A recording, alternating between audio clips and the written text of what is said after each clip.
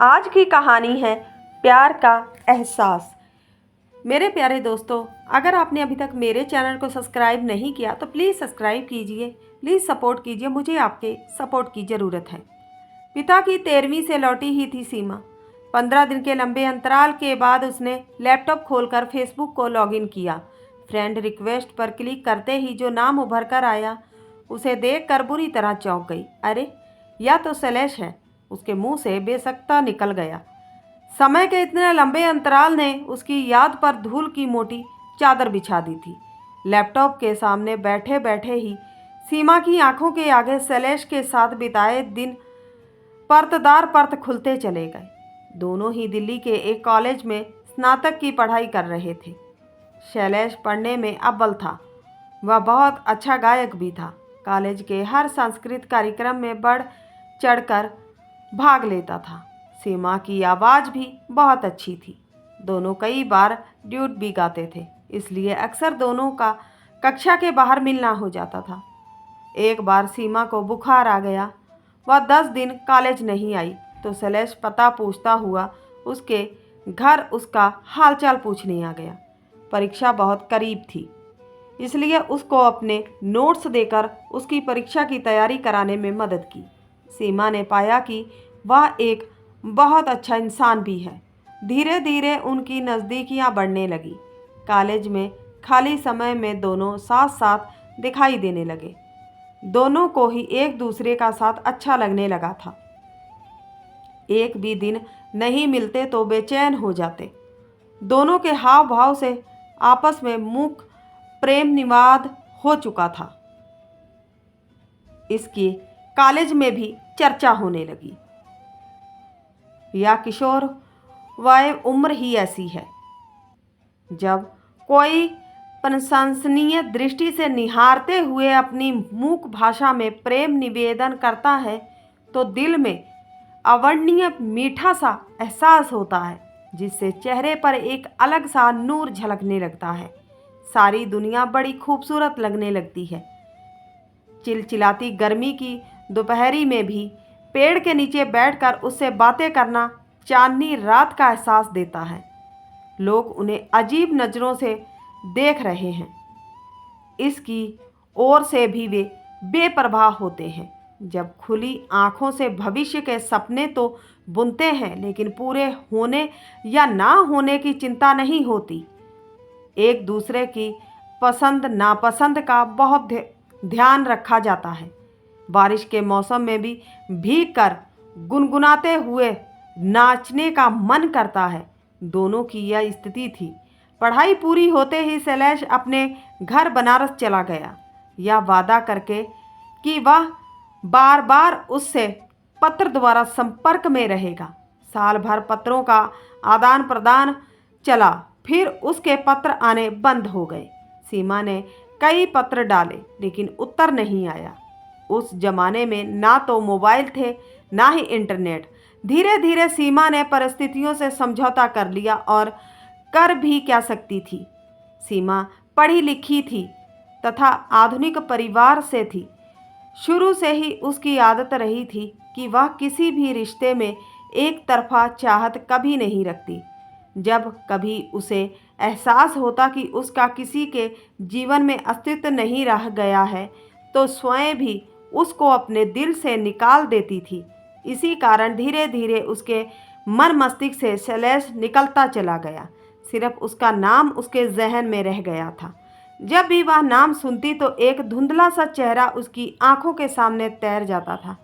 इससे अधिक और कुछ नहीं। समय निर्वध गति से बीतता गया। उसका विवाह हो गया और 2 प्यारे प्यारे बच्चों की माँ भी बन गई। पति सुनील अच्छा था, लेकिन उससे मानसिक सुख उसे कभी नहीं मिला। वह अपने व्यापार में इतना व्यस्त रहता कि सीमा के लिए उसके पास समय ही नहीं था।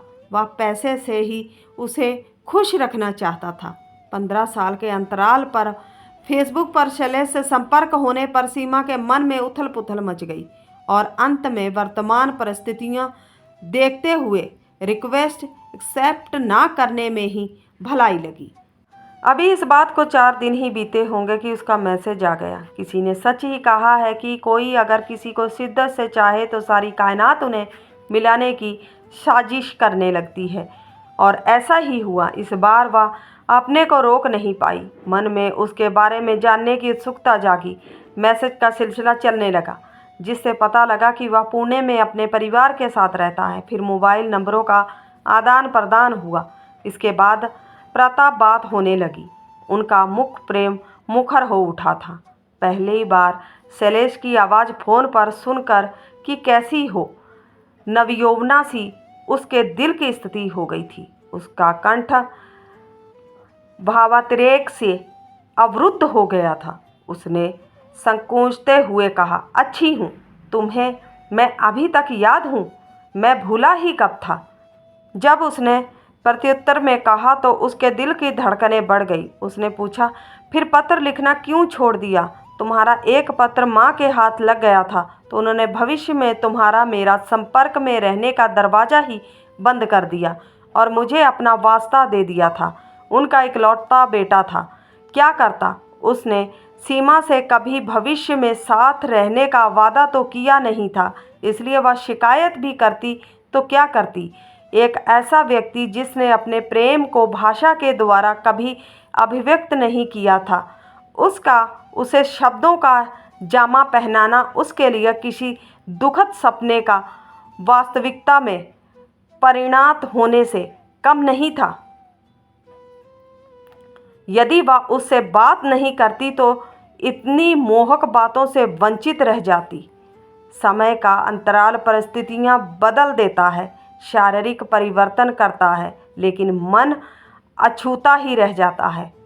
कहते हैं हर इंसान के अंदर बचपना होता है, जो किसी भी उम्र में उचित समय देकर बाहर आ जाता है। उनकी बातें दोस्ती की परिधि में तो कतई नहीं थी। हाँ, मर्यादा का भी उल्लंघन कभी नहीं किया। शैलेश की बातें उसे बहुत रोमांचित करती थी। बातों से लगा ही नहीं कि वे इतने सालों बाद मिले हैं। फ़ोन से बातें करते हुए उन्होंने उन पुराने दिनों को याद करके भरपूर जिया। कुछ शैलेश ने याद दिलाई जो वह भूल गई थी, कुछ उसने याद दिलाई। ऐसे लग रहा था जैसे कि वे उन दिनों को दोबारा जी रहे हैं। 15 सालों में किसी के साथ क्या हुआ वह भी शेयर किया। आरंभ में इस तरह बात करना उसे अटपटा अवश्य लगता था। संस्कारगत थोड़ा अपराध बोध भी होता था और यह सोचकर भी परेशान होती थी कि इस तरह कितने दिन रिश्ता निभेगा। इसी ऊहापोह में 5-6 महीने बीत गए। दोनों ही चाहते थे कि यह रिश्ता बोझ न बन जाए। यह तो निश्चित हो गया था कि आग लगी थी दोनों तरफ बराबर। पहले यह आग तपिश देती थी, लेकिन धीरे धीरे यही आग मन को ठंडक तथा सुकून देने लगी।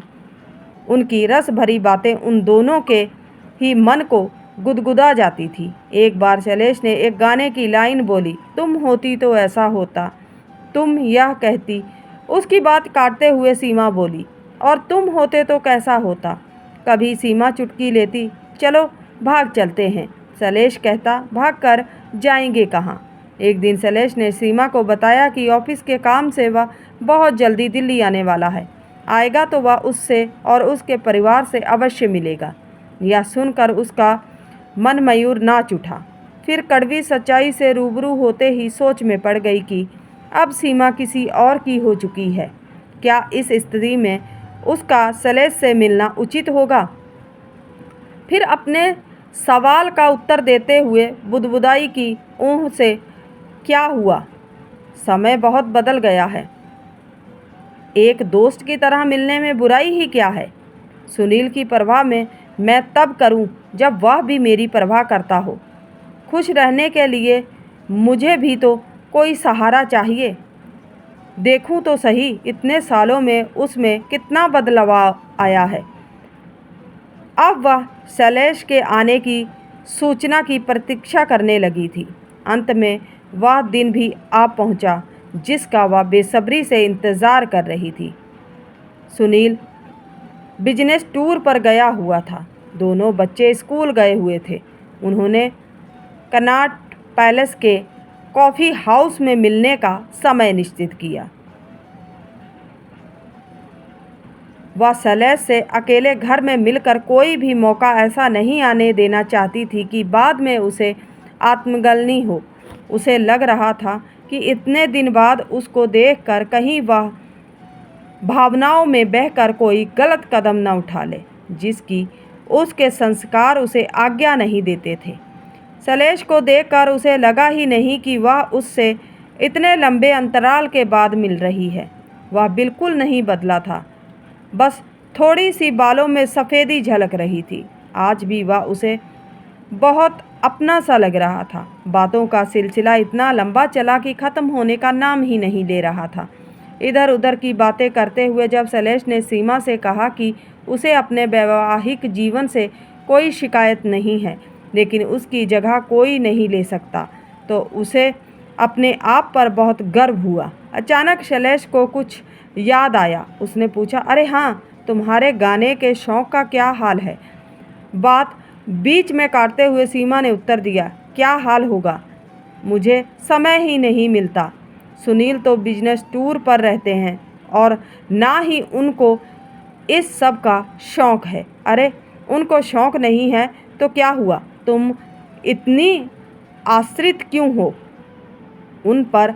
कोशिश और लगन से क्या नहीं हो सकता। बच्चों के स्कूल जाने के बाद समय तो निकाला जा सकता है। सीमा को लगा काश सुनील भी उसको इसी तरह प्रोत्साहित करता। उसने तो कभी उसकी आवाज़ की प्रशंसा भी नहीं की। खैर, देर आए दुरुस्त आए। उसने मन ही मन निश्चय किया कि वह अपनी इस कला को लोगों के सामने उजागर करेगी। उसको चुप देखकर शैलेश ने कहा, चलो हम दोनों मिलकर एक एल्बम तैयार करते हैं। सहकर्मियों की तरह तो मिल सकते हैं ना। इस विषय पर फ़ोन पर बात करेंगे। सीमा को लगा उसके अकेलेपन की समस्या का हल मिल गया। दिल से वह शैलेश के सामने नतमस्तक हो गई थी। फिर से बिछड़ने का समय आ गया था, लेकिन इस बार शरीर अलग हुए थे केवल। कभी ना बिछड़ने वाला एक खूबसूरत एहसास हमेशा के लिए उसके पास रह गया था, जिसने उसकी ज़िंदगी को इंद्रधनुषी रंग देकर नई दिशा दे दी थी। इस एहसास के सहारे कि वह इतने सालों बाद भी शैलेश की यादों में बसी है। वह शैलेश का समीप्य हर समय महसूस करती थी। दूरी अब बेईमानी हो गई थी। एक कवि ने प्रेम की बहुत अच्छी परिभाषा देते हुए कहा है कि सिर्फ एहसास है या रूह से महसूस करो। कहते हैं प्यार कभी दोस्ती में नहीं बदल सकता, और यदि बदलता है तो उससे अच्छी दोस्ती नहीं हो सकती। इस दोस्ती का अलग ही आनंद है। सीमा को बहुत ही प्यारा दोस्त मिला। तो उम्मीद करते हैं आज की कहानी अच्छी लगी होगी। अच्छी लगी है तो सपोर्ट कीजिए। मिलते हैं किसी नई कहानी के साथ। तब तक के लिए बाय।